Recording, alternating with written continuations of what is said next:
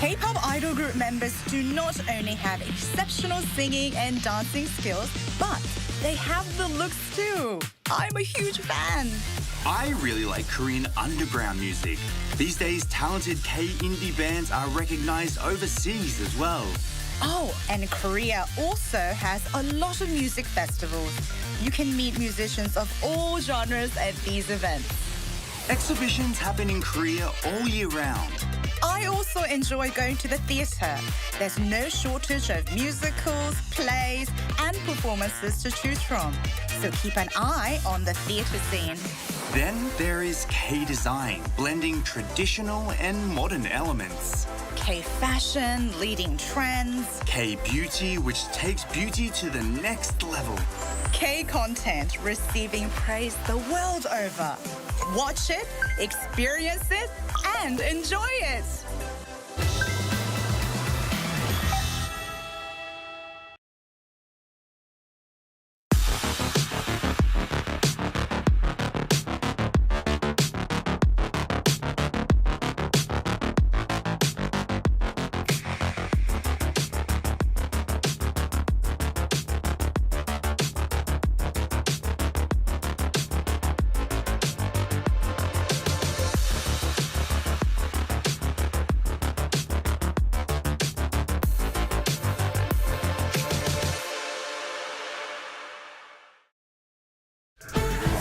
Held its first debate over the weekend. The economy is expected to expand 2.5% this year. Lifting Korea's ties with its global partners on the sidelines of the status UN summit. A massive drone attack on Ukraine overnight on Monday and Tuesday.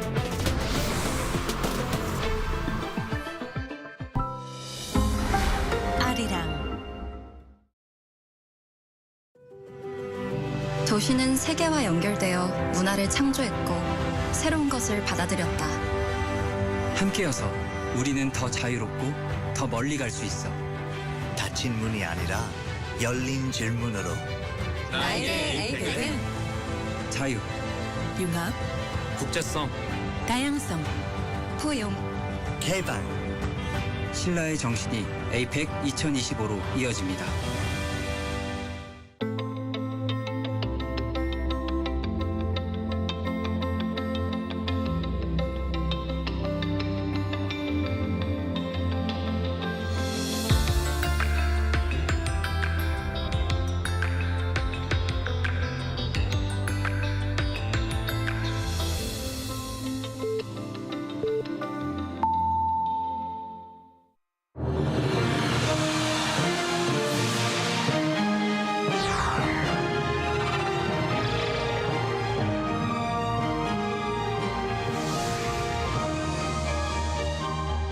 Hello and welcome to our morning edition of Arirang News. We begin with these stories making the headlines at this hour.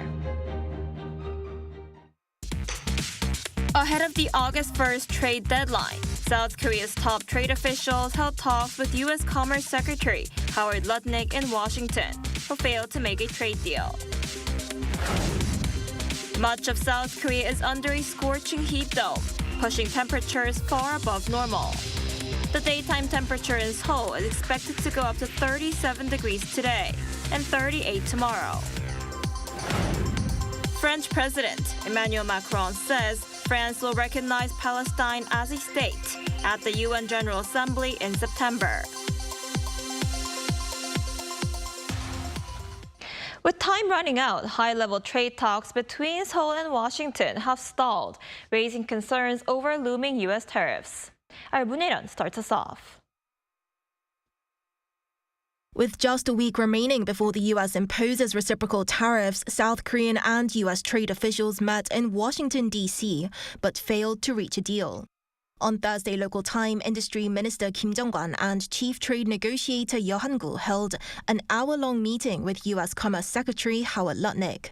The meeting had originally been scheduled as a high-level session involving both countries' trade and finance ministers, but was abruptly changed after U.S. Treasury Secretary Scott Bessent cancelled due to scheduling conflicts.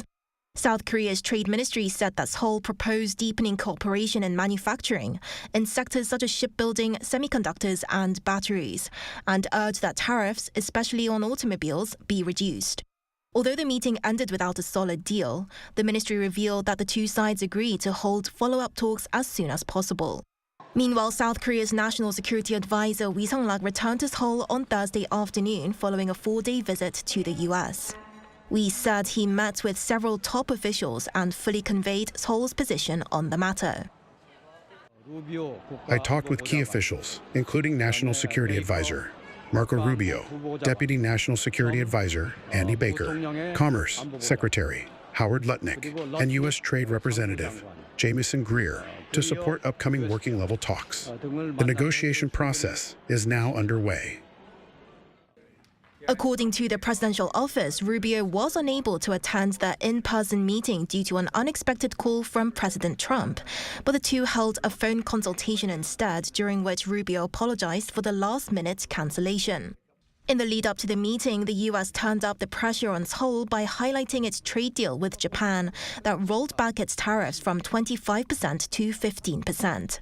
Lutnick told CNBC in an interview that as South Korea very much wants to make a deal, he could imagine the reactions when Tokyo struck a trade deal with Washington, saying that he could hear the expletives. Trump on the same day remarked that other countries could see tariff reductions if they make large-scale investments like Japan.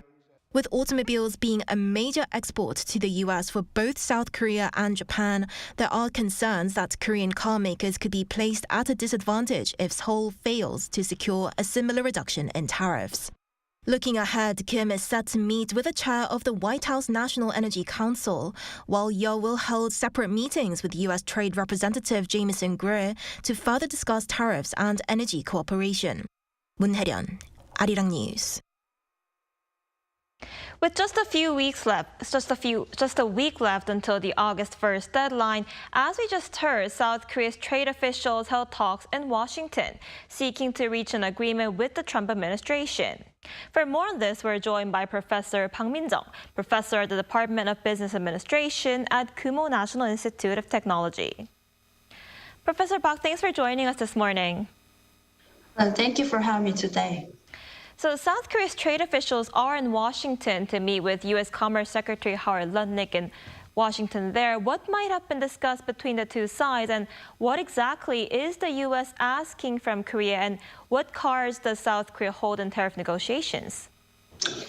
Yes, the first deadline years for tariffs, Korea and the U.S. are in strategic talks that go well beyond tariff issues, touching on broader economy and geopolitical priorities. So the agenda's items include like the U.S. is expected to push for expanded local production and investment by Korean companies, especially in critical sectors like semiconductors, electrical vehicles, and batteries. This aligns with America's goal of reshoring jobs and securing its supply chains. And also, tariffs issues related to autos and steels will likely be a focal point.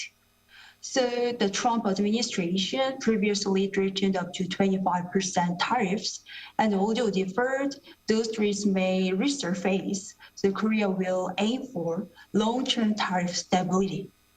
South Korea, however, holds some strong negotiation leverage, means negotiation cards.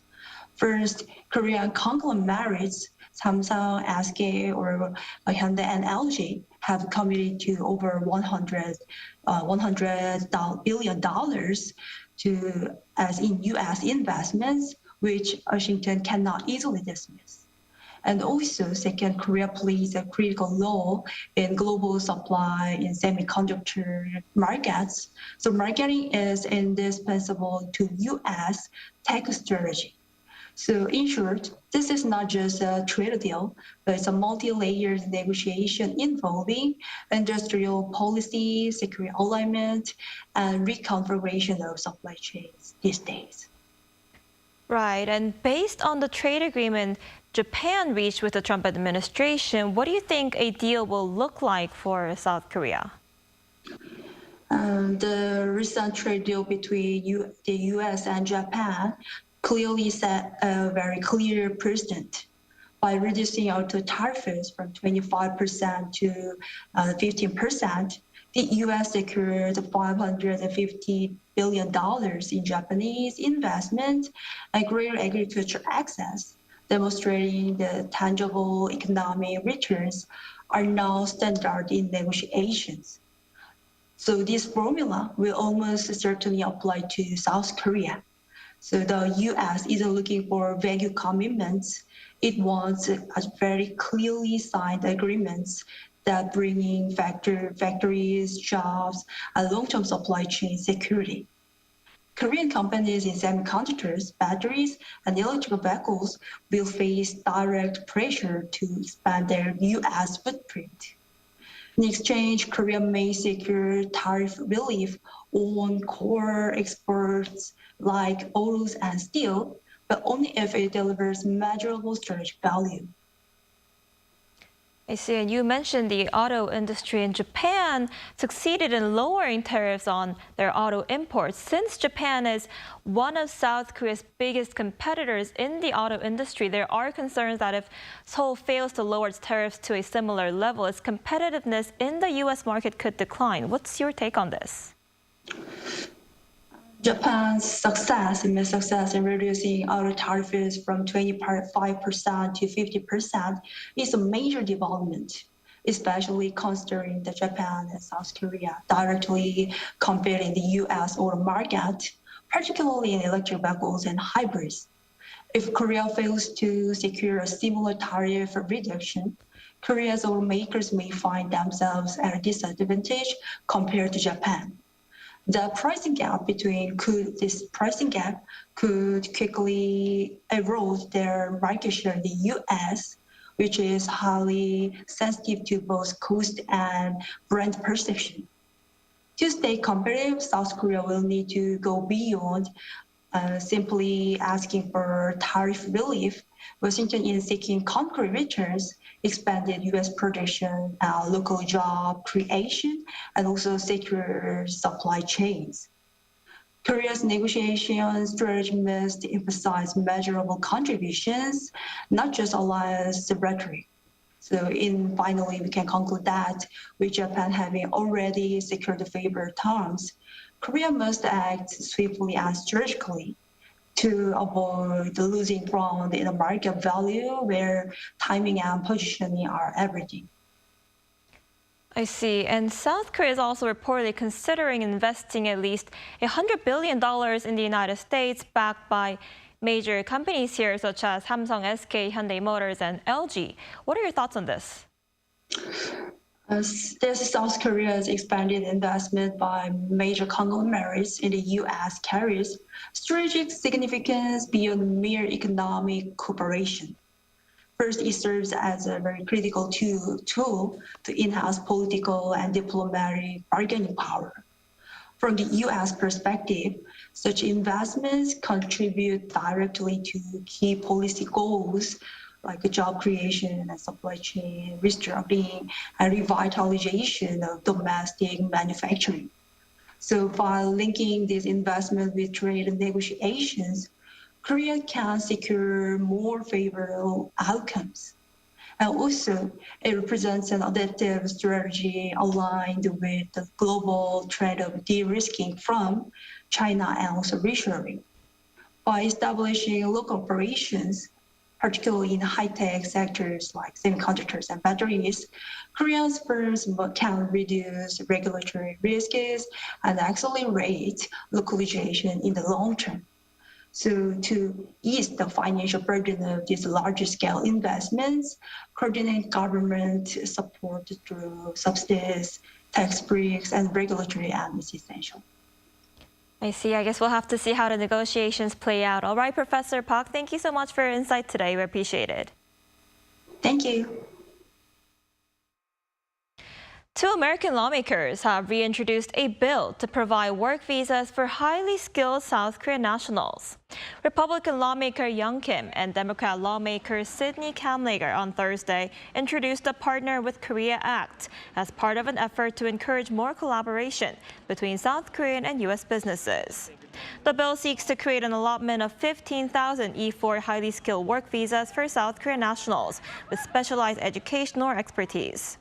Kim, who is the chairwoman of the House Foreign Affairs Committee on East Asia and the Pacific stressed that South Korea's highly skilled workforce can help support the U.S. economic and national security amid rising threats in the Indo-Pacific. The bill was previously introduced in the 113th, 116th, 117th, and 118th Congresses, but did not pass in any of those sessions. SK hynix reported record preliminary earnings and profit in the second quarter due to high demand in premium AI chips. However, Hyundai Motor Group saw a decline in profit due to the 25% U.S. reciprocal tariffs on automobiles. Our Park Jun-an reports. South Korean tech giant SK hynix reported record-breaking preliminary second quarter earnings on Wednesday. The driving force behind SK hynix strong earnings was its competitiveness in high-value, high-bandwidth memory, a key product in the AI sector. SK hynix reported an operating profit of 9.2 trillion won, or some $6.7 billion, up 68.5% compared to the second quarter of last year.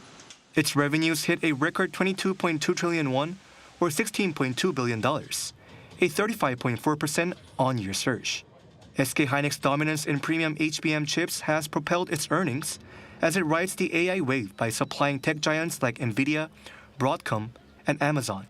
Meanwhile, Hyundai Motor Group posted a 15.8% drop in operating profit.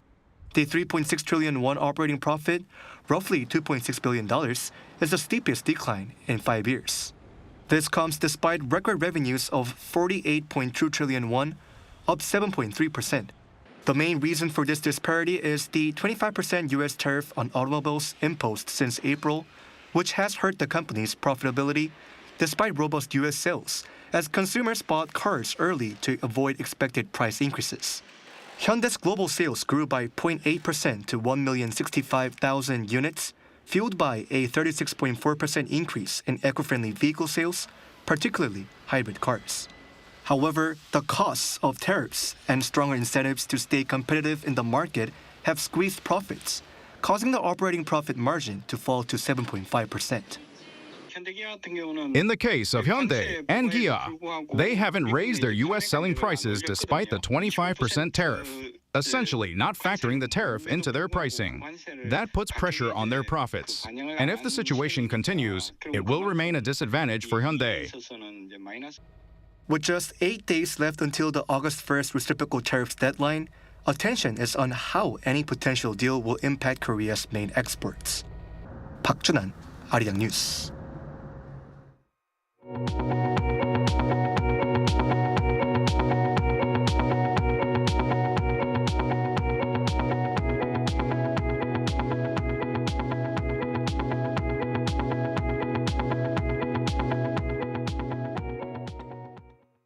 A heat wave warning has been issued for most parts of the nation, with the capital Seoul expected to see daytime temperature rise to 37 degrees Celsius today. The number of days with extreme heat and tropical nights is now the second highest on record, with a week to go until August. Our Lee Seung-jae has more. A heat wave warning has been issued nationwide, with sweltering temperatures making a return. The heat wave warning was also issued for all of Seoul on Thursday, with the capital back under the highest level notice for the first time in 11 days. The previous heat wave warning for Seoul was issued from July 7th to the 13th. According to the Korea Meteorological Administration, the mercury readings for Seoul will continue to hover in the high 30s, with Friday expected to see daytime highs at 37 degrees Celsius, 38 degrees on Saturday, and 37 on Sunday. A heat wave warning is issued when the maximum perceived temperature is forecast to remain above 33 degrees for at least 2 consecutive days. This summer's heat has intensified more rapidly than usual, with both daytime highs and overnight lows hitting record levels. When compared to the same period in previous years, conditions have surpassed even the notorious summers of 1994 and 2018. Also, the number of days with extreme heat and tropical nights is now the second highest on record. The sweltering summer is also leading to a rising number of heat-related illnesses. According to the Korea Disease Control and Prevention Agency, a total of 107 people sought emergency treatment for heat-related conditions across the country on Thursday alone, with one fatality reported in Paju, Gyeonggi-do Province. Since May 15th, the number of patients stood at 1,963, nearly 3 times higher than the same period last year. Deaths have more than tripled from 3 last year to 10 this year.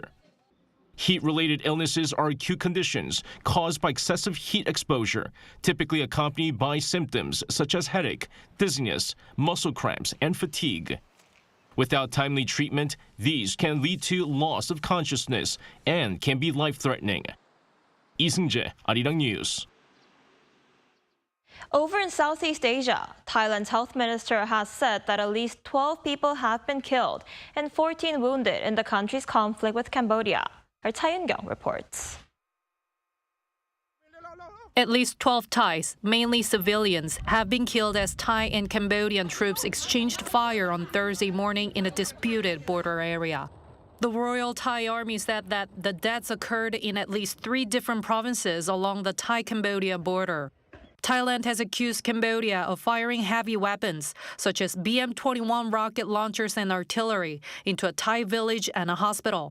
Thailand also says it has carried out airstrikes on Cambodian military targets. Both sides have accused the other of firing the first shots. Anti-personnel landmines within Thai territory also caused injuries to Thai soldiers who were patrolling on Wednesday. This follows injuries from a landmine last week.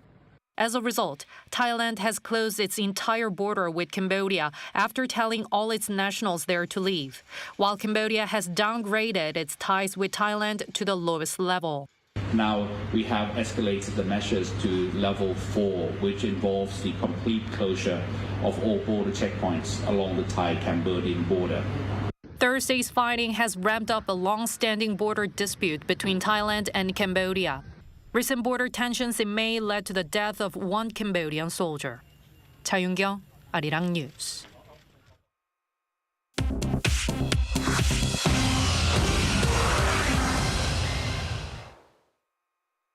Now let's take a look at some stories from around the world with our Choi-ji. Good morning, Ji. Good morning, Enzi.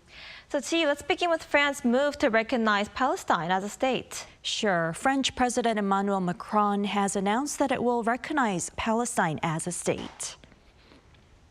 President Macron stated in a social media post on Thursday that France will formalize its recognition of the state of Palestine at the UN General Assembly in September in support of sustainable peace in the Middle East. Macron emphasized that ending the Gaza war, securing the release of hostages, demilitarizing Hamas, and delivering massive humanitarian aid are urgent priorities that his decision supports. The move makes France home to the largest Jewish and Muslim populations in Western Europe, the first G7 country to recognize Palestinian statehood. While the Palestinian Authority welcomed the announcement, calling it proof of France's support for international law and Palestinian self-determination, Israeli Prime Minister Benjamin Netanyahu denounced it as rewarding terror. The state of Palestine is currently recognized by more than 140 of the 193 UN member countries. In Russia, a plane crash in the far east of the country killed all 48 people on board. The An-24 passenger plane operated by Angara Airlines was en route from Khabarovsk to Tinda with a stopover in Blagoveshchensk near the Chinese border. The plane disappeared from radar near Tinda shortly after 1 p.m. local time before rescue crews discovered its burning fuselage on a hillside. On board were 6 crew members and 42 passengers, including 5 children. Regional officials have confirmed that none had survived. The aircraft was built in 1976 and had been in service for nearly 5 decades. Despite a history of mechanical incidents, it had recently passed a safety inspection. A criminal investigation has been launched into suspected air traffic violations. President Vladimir Putin offered condolences, and the Amur region in Russia's Far East declared 3 days of mourning. UK Prime Minister Keir Starmer and Indian Prime Minister Narendra Modi formally signed a free trade agreement in London on Thursday, promising tariff cuts and increased market access for both economies. The agreement aims to increase bilateral trade by approximately $34 billion, marking Britain's most significant bilateral trade deal since Brexit. The pact reduces India's average tariff on UK goods from around 15% to 3%, including the immediate halving of tariffs on Scotch whisky from 150% to 75%, and duties on British automobiles from over 100% to roughly 10%. American pro wrestling legend Hulk Hogan died on Thursday in Florida after suffering a cardiac arrest. Hogan, whose real name was Terry Bollea, was the biggest professional wrestler of the 1980s and 90s, transforming the World Wrestling Federation, which later became the WWE, into a global entertainment powerhouse.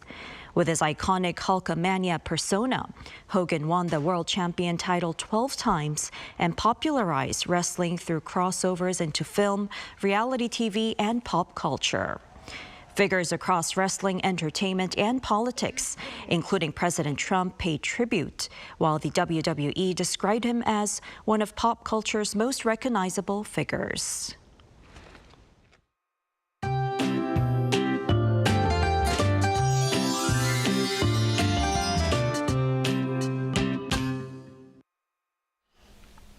The heat is really ramping up here in Korea. As you can see, heat wave warnings are now active in most regions. So we are certainly in for a stretch of searing hot weather. And this intense heat is actually expected to climax this coming weekend. The reason behind this escalating heat wave is quite significant. Both the North Pacific high pressure system and the Tibetan high pressure system are extending their influence over the Korean Peninsula. Furthermore, the simultaneous movement of 3 typhoons from the south is sending those hot air into our region. And today there will be nothing but sunshine, with UV rays to be very strong in the entire country. Western regions will be hotter through the weekend. Seoul, Daejeon topping out at 37 degrees this afternoon. Daegu, Chuncheon at 35 degrees. And due to the indirect effect of that typhoon mentioned earlier, Jeju will experience strong winds and rain this weekend. So please, if you plan to be near the water this weekend, stay safe.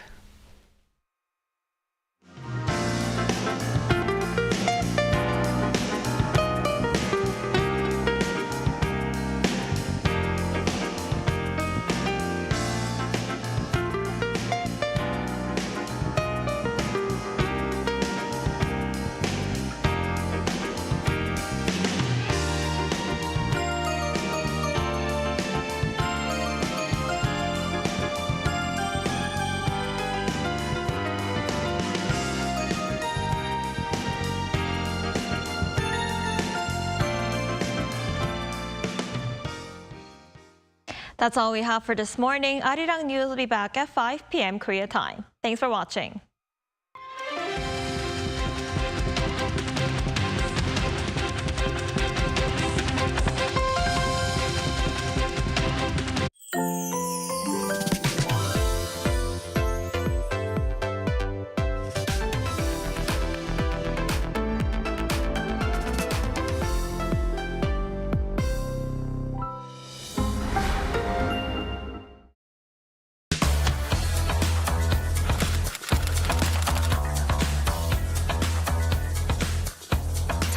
Set the facts straight. Get Korea right.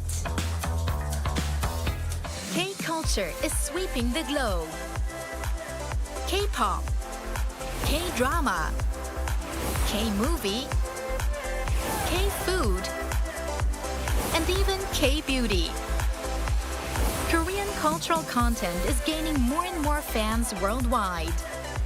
It's indeed the golden age of K-culture. But with this growing interest comes an increase in misinformation about Korea. There's so much inaccurate information out there. Even AI can sometimes get it wrong. So, We must set things straight and correct all the misinformation. So here's the plan. The Voluntary Agency Network of Korea, Bank, and Arirang TV present the Get Korea Right project. Our goal is to provide accurate information on important keywords that come to mind when we think of Korea. Blatant errors and false claims that distort history. It's time to set the record straight, sharing the true history and culture of Korea while raising the national brand. Let's get started with Get Korea Right. Are you ready to join?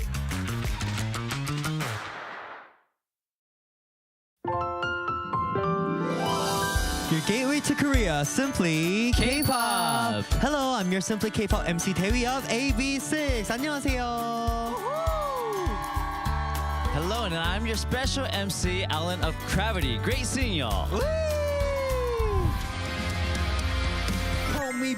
Hold me back, lost in a dream and falling fast. 어떤 날은 네가 부르고 있는 건 넌 같아. 이리 날 태워줘.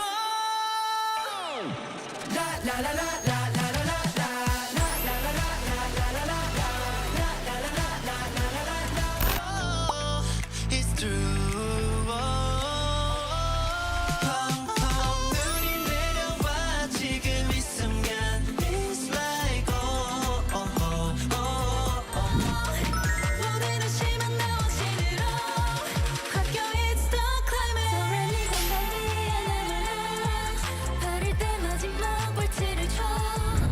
Then this week's Simply K-pop, Gateway to Korea. Don't miss out.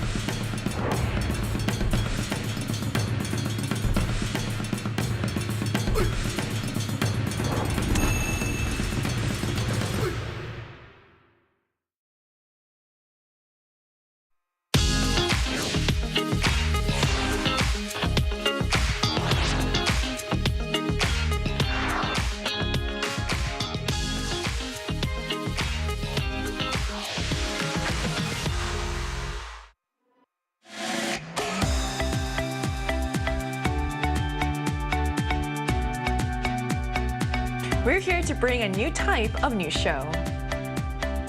New insights, new styles, and new topics every day. We are News Generation. Bringing news just for you. It's Friday, July 25th here in Seoul. I'm Isujin, and this is News Generation. Joining us today is Niall Song. Good morning, everyone. Good morning. And also Sang-Yuk's with us. Happy Friday. Happy Friday. And both are here to speak on behalf of people in their 20s and 30s. So it's Friday, which means that we finally made it to the end of the work week. So whether you're wrapping things up at the office or you're already checked out for the weekend, we're glad that you're wrapping up your week with us. So today we're diving into a topic that might make you rethink how you get around: car ownership. So let's start with this. Niall, how did you get here today? Did you drive or are you team subway? You know what? I used to be team subway. I used to walk everywhere, but I did drive this morning. But public transportation here in Korea is so good that it's not even that inconvenient. However, I do live in Ilsan, and coming to Arirang would take almost 2 hours back and forth. So I bought a car back in 2023.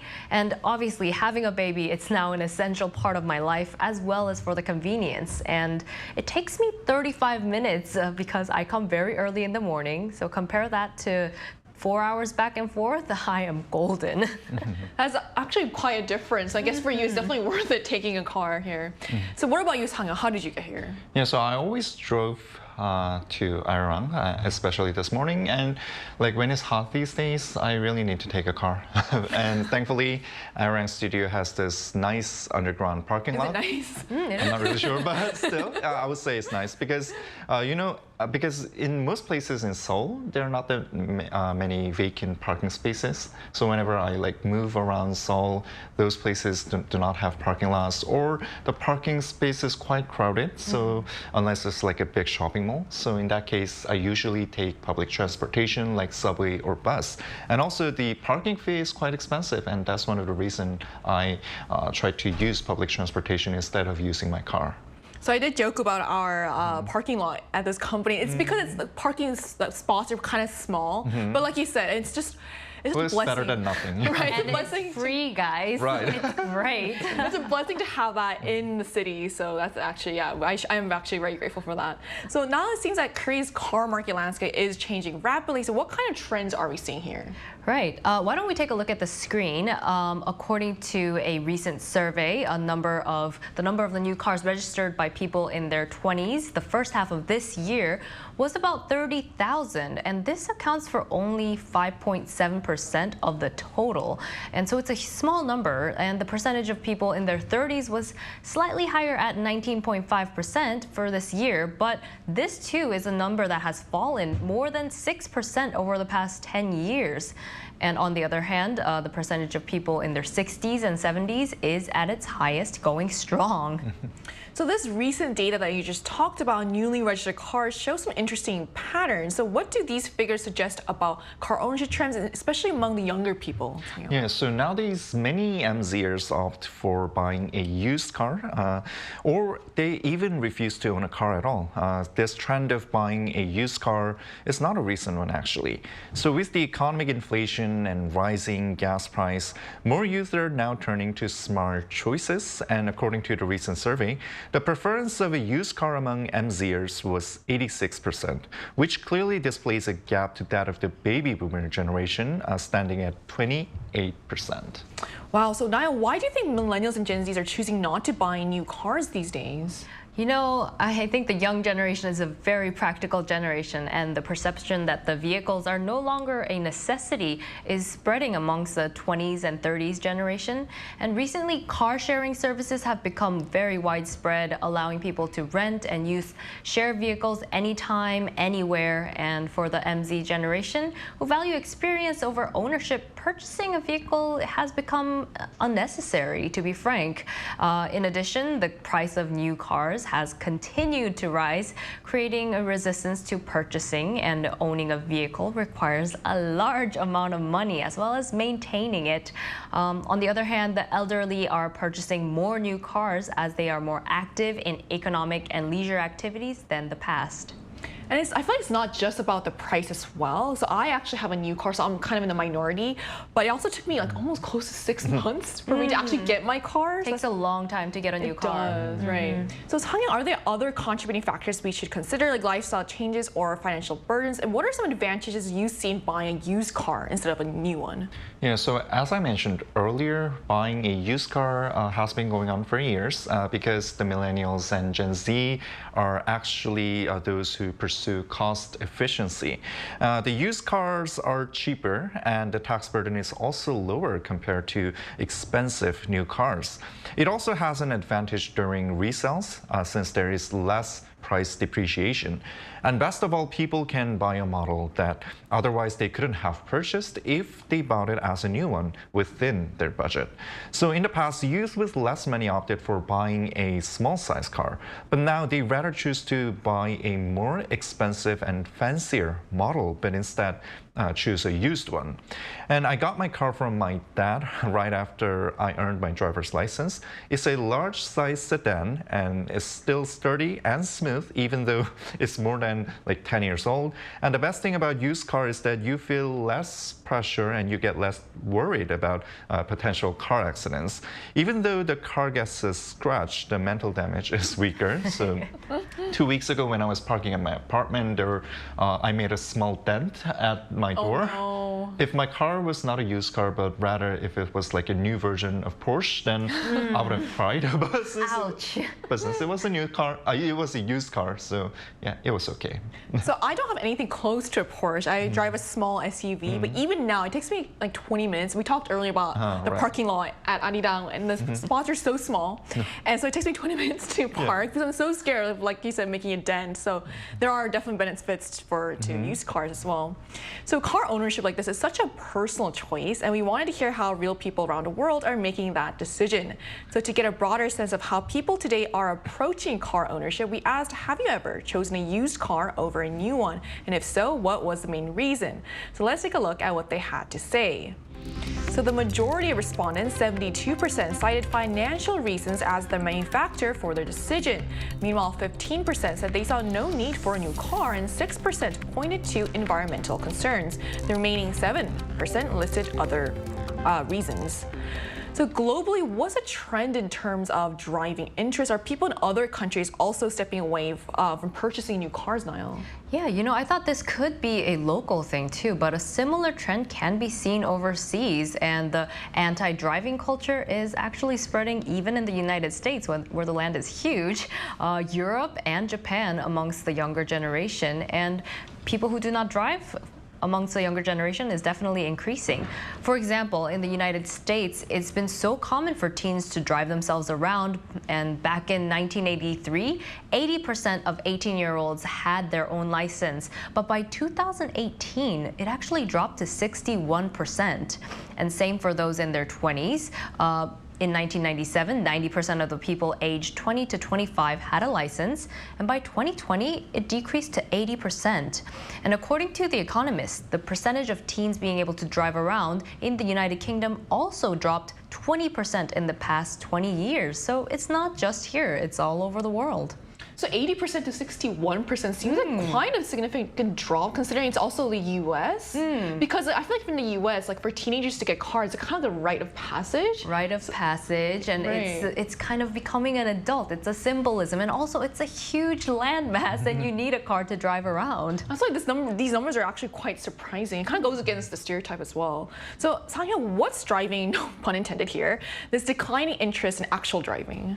I think the root cause has to do with the worldwide economic recession. So unlike housing, cryptocurrency, or stocks, cars are depreciating assets, which means their value goes down as time goes on, making them worthless for investing. And if you're living in Korea, especially Seoul, I doubt about actually owning a car at all, since public transportation is so well installed everywhere.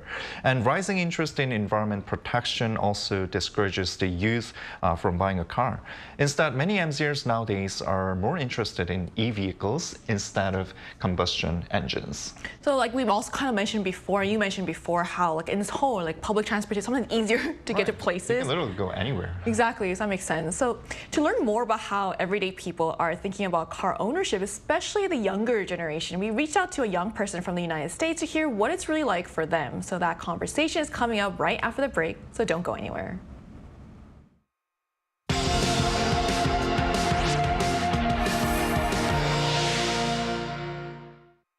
NewsGen wants to hear from you.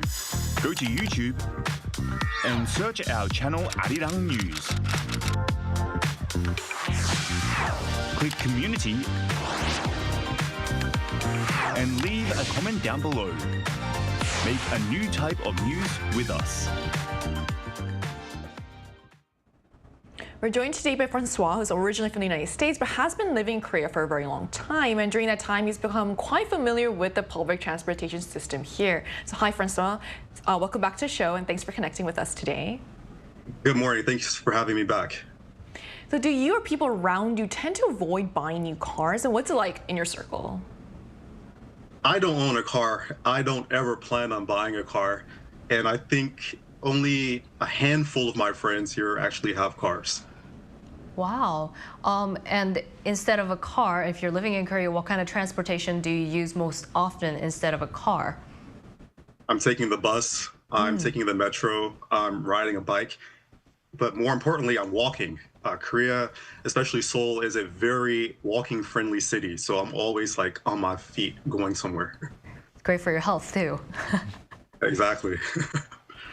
Okay, Francois, then from your point of view, then why do you think the millennials and Gen Zs like yourself are not trying to buy a new car compared to the past?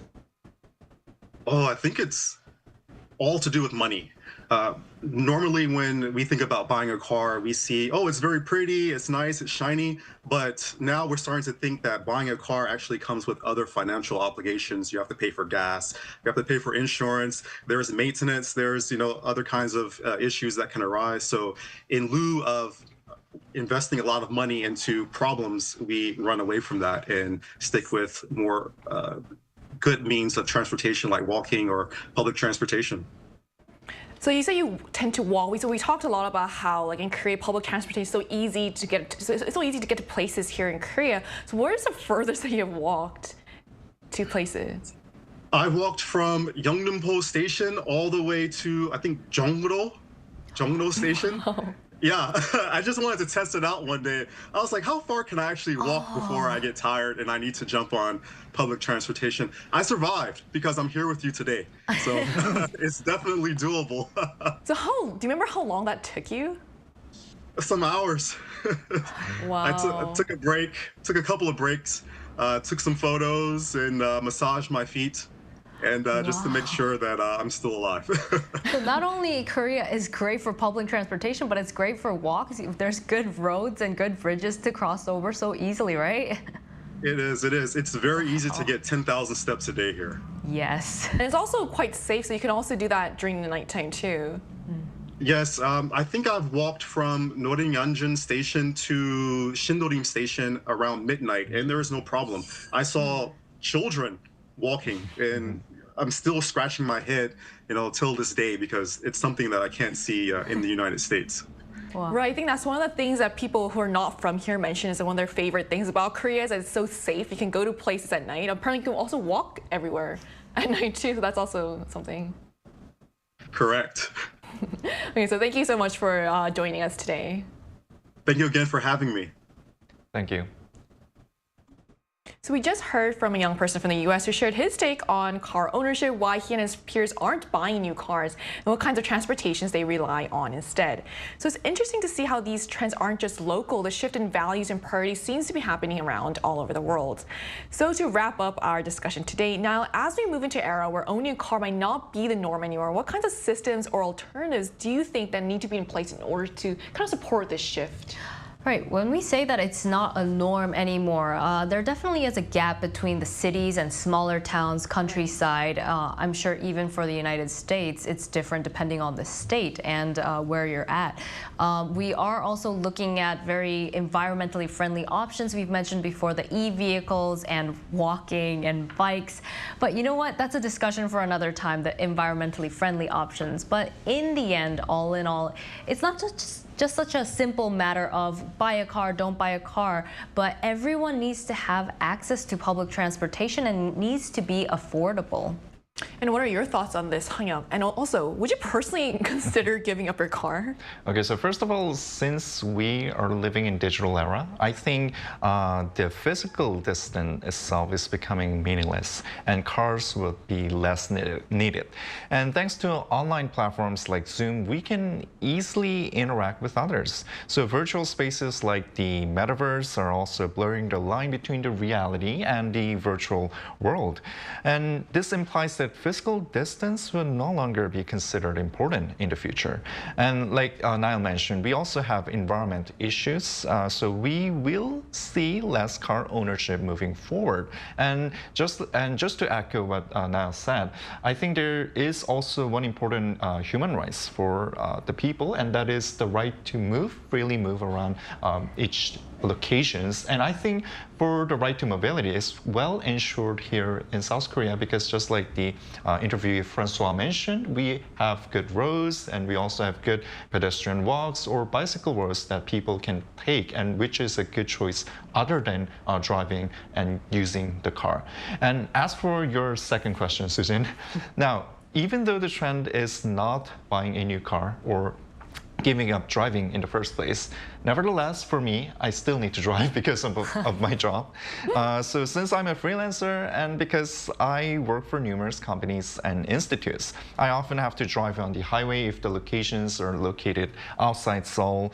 And some places are even non-accessible to standard transportation, such as military bases or manufacturing factories. So here, I would have no choice but to drive. So just like myself, there are many people who have to drive because of their living or because of their job. For example, if you are a delivery man, then you will need a vehicle to make your ends meet. So for me, my car is like a personal assistant. I think that's, I mean, you made a good point about how it really depends on what kind of job you have. As a freelancer, it's crazy if you say, I can't take this job because I can't get there. Yeah, so before I owned a car, I missed good opportunities because of the reason. Oh, this has actually happened before. Right. So I mean, also, but at the same time, there's people that actually work from home. So I guess for them, cars won't be a necessity. You know what? If Arirang decided that they're going to move closer to Ilsan, I'm willing to give up my car and walk. Maybe 1 hour maximum, because I also enjoy walking and I think it's great for your health. It's a great way to get in your exercise while getting to work. So if that's the option, I would love to do so, but otherwise, I can't give up my car just yet. I think we should establish a second branch of Arirang Ilsan. You know what? I would love that. Everyone who's listening, second branch in Ilsan. Especially for you, it makes sense because it's such a big difference too. Yeah. Right, yeah. So whether it's the rising cost of living or better public transport, or simply a shift in lifestyle priorities, it's clear that the idea of owning a car, especially a brand new one, just isn't what it used to be. And as we've seen today, more people are thinking about what mobility means to them. And maybe in this new era, convenience, flexibility, and sustainability are taking the front seat. So we're also conducting a program survey that includes News Generation until August 17th to better meet our viewers' expectations. So please visit us at www.arirang.com or on the Arirang TV mobile app to share your valuable feedback. And by participating, you'll also have a chance to win Bluetooth earbuds and exclusive K-pop merchandise. And this brings us to the end of today's episode of News Generation, but News Gen will be back on Monday at 10:30 a.m. Korea time. A big thanks to Niall. Yeah, no problem. Everyone's safe driving back home. Do you remember? And Sang-yeop. Thanks for having me. And to all our viewers, thank you so much for watching, and we hope you have the best weekend. We are News Generation.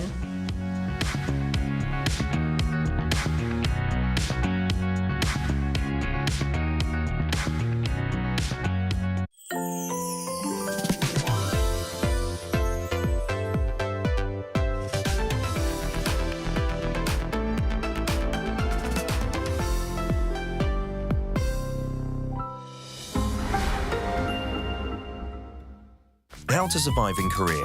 Weddings. Step 0. Attire. As a guest, dress formal to business casual. Avoid wearing all white, shorts or going topless. Step 1. Arrival time. Arrive 30 minutes prior to the wedding ceremony. Too many cars, too many halls, too many people. There are many twists and turns. Take pictures and shake hands. And write your name vertically, not horizontally, in the guest book. Step 2. Or, shibor. 50,000 won, 100,000 won, 150,000 won. Cash gifts are given in these units. Decide on the amount based on your relationship. Write your name vertically on the envelope. Step 3. Wedding etiquette. Fill up the front row. Guests have 3 duties to fulfill: clapping, cheering, and taking pictures. Step 4. Dining. Take off your jacket. This will be your seat from now on. Start with the not your everyday delicacies. Kalbijim. Yes. Bosa. Yes. Chili shrimps. Definitely yes. Kimbap. Yeah. Only if you can't live without it. No need to pile up food. You have more than one opportunity. Did you survive the wedding? Wait, did someone catch your eye? What are you waiting for? You're looking fine today.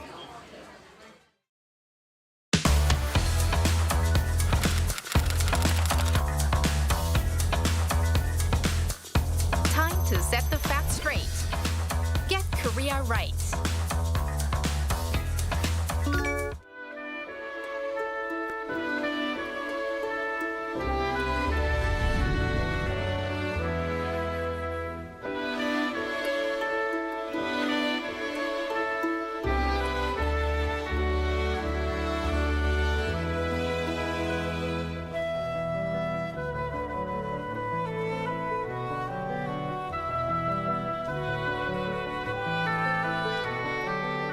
안녕하세요. 방크에서 활동하는 박지은 연구원입니다.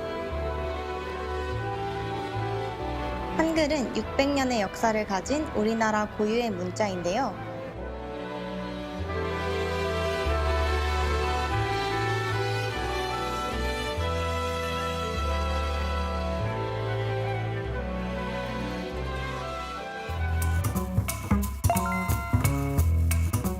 한글에 대해 잘 모르는 분도 많고 또 잘못된 정보를 접한 분도 꽤 있더라고요.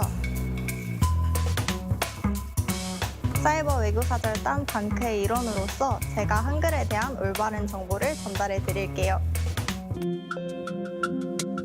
한글은 조선 4대 왕인 세종대왕이 1443년에 창제한 글자예요.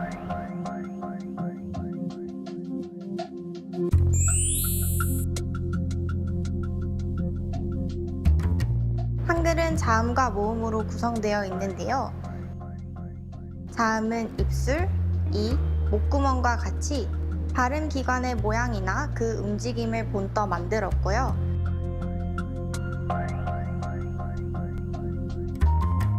모음은 하늘, 땅, 사람을 본떠 만들었답니다.